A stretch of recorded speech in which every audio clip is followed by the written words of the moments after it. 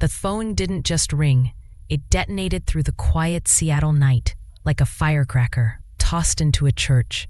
It was 2 a.m., and the rain was pounding my Queen Anne house with the kind of fury only this city can deliver. Normally, that stormy rhythm rocks me straight to sleep. Not tonight. My hand shook as I grabbed the phone from my nightstand. Not because I'm old. At 67, I still hike Mount Rainier when my knees behave, but because 40 years in the justice system taught me one thing. Phone calls at 2 a.m. never bring blessings. At first, all I heard was a strange, choked sound.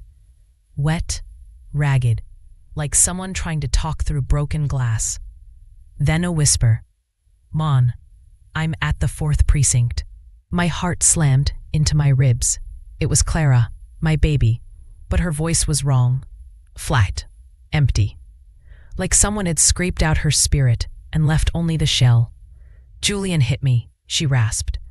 "But he called 911 first. He told them I came at him with a steak knife. They believed him." The room spun. My blood went cold. "Mom, Officer Miller is staring at me weird. He knows who you are." I was out of bed before she finished. But nothing, absolutely nothing, prepared me for what I found when I reached that precinct. I stayed with Clara while the forensic nurse finished documenting everything. Every bruise, every cut, every ugly truth she'd been hiding behind forced smiles. When the nurse finally left, Clara leaned back against the cold wall, her breathing shaky but steadier than before. "Mom, what's going to happen now?" she whispered. I sat beside her, taking her hand gently. Now we turn the whole damn table over." Her good eye flicked toward the hallway. "Julian won't let this go." "Oh, sweetheart," I said, my voice dropping to that old courtroom steel. "He doesn't get a vote anymore." A knock hit the metal door. Miller peeked in, almost apologetic. "Justice Vance, Captain Reynolds wants to update you." Clara stiffened. I squeezed her hand. "I'll be right outside." When I stepped into the hallway, Reynolds looked like a man who'd aged 10 years in 30 minutes. He held a printed report with shaking fingers. "We ran your daughter's medical file. Her injuries, they line up with long-term abuse." He swallowed hard. "And we checked the device you brought. The metadata looks clean. Not AI. Real recordings." "Good," I said flatly. "Then change him again." Reynolds shifted uncomfortably. "There's something else." I stared at him. "Say it." He inhaled slowly. "Mrs. Vance, we found another victim tied to Julian's name, and she's missing." My stomach dropped. If he was still out there, she could be next. And we had less than 24 hours to find her. Reynolds' face tightened as he handed me a thin report. "Justice Vance, we found another woman tied to Julian, and she's been missing for months." My stomach dropped. "Who?" "Leila Hartman, 23, filed for a protective order last year. Pulled it back 2 weeks later. No activity after that." I stared at her photo, a bright smile that didn't match the fear I could read between the lines. I felt that familiar burn in my chest, the one that told me this wasn't just coincidence. This was a pattern. "Why didn't this hit the system?" I demanded. Reynolds shook his head. Her case was sealed. No charges, no follow-up. It fell through the cracks. "No," I snapped. "It was pushed through the cracks." Before he could answer, Miller rushed in with a tablet. "Ma'am, we pulled more from the recorder. There's a phrase Julian uses several times. The quiet house. Sounds like some kind of hideout." A cold shiver crawled up my spine. Clara had mentioned a cabin once, something she brushed off as just a weekend thing. I exhaled slowly. "Get a team prepped. We're finding that house." But before the team could even assemble, the station lights flickered, and an officer shouted, "Julian's gone. He escaped." The whole station snapped into panic mode the moment the alert went out. Officers sprinted down hallways, radios crackling like angry bees. I pushed through the crowd, heart thudding hard enough to bruise ribs. "How the hell did he escape?" I demanded. Officer Kerr looked rattled. Transport officer said Julian asked for medical attention. When they unlocked the restraints, he bolted. It was like he knew the layout. Of course he did. Julian wasn't just manipulative. He was calculated. Charming enough to fool a rookie, dangerous enough to use it. Reynolds stormed over. "We've locked down the perimeter. State Patrol's been notified. But Justice Vance, you and your daughter need protection, now." I shook my head. "Clara stays guarded. I'm going after him." Reynolds' jaw tightened. "You're a sitting target." Julian's desperate, cornered, and pissed. That's the worst version of him. "I don't care," I said. "If he's running to hide something. Probably that damn cabin." Reynolds hesitated, then handed me a map. "There are 3 properties out near the turbine fields. One of them matches the little your daughter described." My pulse kicked. Then that's where I'm heading. But before I could take a single step, my phone buzzed, an unknown number. When I answered, Julian's cold voice whispered, "You should have stayed home, Mrs. Vance." His voice slithered through the phone like ice water down my spine. Calm, controlled, too calm. "Julian," I said, keeping my tone flat. "Running won't save you." He chuckled softly. "Running? No. I'm just shifting the board. You moved first. Now it's my turn." My grip tightened. "You're done hurting people. You hear me? Done." "Yet, you still haven't asked the real question," he murmured. "Where I'm calling from." My heart stopped for half a beat. I moved toward the nearest window, scanning the parking lot, the rooftops, every shadow that suddenly felt alive.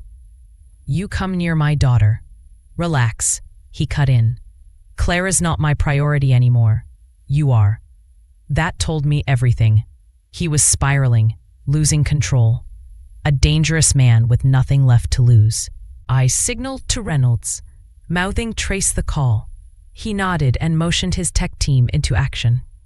Julian's voice lowered. "That cabin you're looking for? You're late, sweetheart." My pulse spiked. "What did you do?" A slow exhale rasped through the speaker. "Let's just say the quiet house isn't so quiet tonight." The line went dead. The tech team's computers burst to life. The trace finally locked, and the coordinates pointed directly to one cabin already marked as abandoned. And burning hot, we raced out of the station with sirens slicing through the night. The GPS pinged a location 40 minutes outside the city. Deep woods, barely any roads, nothing but dark stretches of pine and old farmland. Classic spot for secrets. Reynolds drove like he had something to prove. "Is that cabin's burning hot? We don't know if it's because someone's there or because someone shouldn't be." I stared out the window, fists tight in my lap. Julian wants me rattled. He wants control back. Miller clicked through the thermal scans on his tablet. Heat signatures show movement inside the structure. Could be one person, could be 2. Hard to tell through the tree cover. My stomach twisted. If Leela's a lie, she won't last long with him free. Reynolds gave me a sharp look. "Justice Vance, you do not go in alone. You stay behind us. No hero stunts." "Reynolds," I said, dead serious, "if that girl is in there, nothing on earth is keeping me outside." We turned off the main road onto a dirt path that shook the whole SUV. Pine needles hit the windshield as the cabin finally came into view. Dark, slanted, isolated. And then we saw it. A figure stumbled out of the cabin, but it wasn't Julian. It was a young woman covered in blood, screaming for help. Reynolds slammed the brakes, and we sprinted toward the woman as she collapsed in the dirt. Her clothes were ripped, her skin streaked with dried and fresh blood. She was shaking so hard her teeth clicked. I knelt beside her. "Sweetheart, you're safe now. What's your name?" Leela, she gasped. My chest tightened. "Leela Hartman?" She nodded, eyes wild. "He brought me here, kept saying the woods keep secrets." Reynolds crouched next to us. "Is he inside?" Is Julian still in the cabin? Leela grabbed my wrist with surprising strength. No, he left hours ago. He said he had unfinished business. He kept pacing and talking about a storm coming. A cold wave rolled through me. Storm. That was Julian's word for revenge. He used it in court transcripts years ago. A quiet warning no one ever took seriously. Miller pointed toward the cabin. We still need to clear it. There could be evidence. Leela shook her head violently. Don't go in there. Why not? I asked. She swallowed, tears streaking down her cheeks. Because he set something up. He said whoever finds me first is going to pay for it. Before I could respond, a deep rumble echoed from inside the cabin, like metal shifting under strain. A red light suddenly blinked through the window, followed by the unmistakable beep of a countdown. The courtroom smelled of tension and cheap coffee, but this time I had no doubt. Julian's empire of lies was crumbling. The flash drive, the women's testimonies, Clara's courage, they were unshakable. He couldn't charm or bribe his way out this time. Clara sat beside me, trembling but upright. Her hands still bore faint bruises, but her eyes held fire. When the judge read the verdict, guilty on all counts, there was no cheering, just a release. A collective exhale of justice finally done.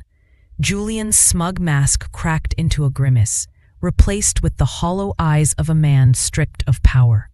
Afterward, we walked out into the crisp Seattle air. The courthouse steps were crowded with reporters, but we didn't care. Clara turned to me, hand in mine, and whispered, "We did it, Mom." I smiled, squeezing her fingers. "No, sweetheart, you did it. I just stood in the way of the wolves." We drove away, the city lights reflecting on the rain-soaked streets. The scars would remain, but the fear was gone. The war was over. For now. But as we watched the sunset, I knew this wasn't the end. Julian had left a trail, and some monsters don't die quietly.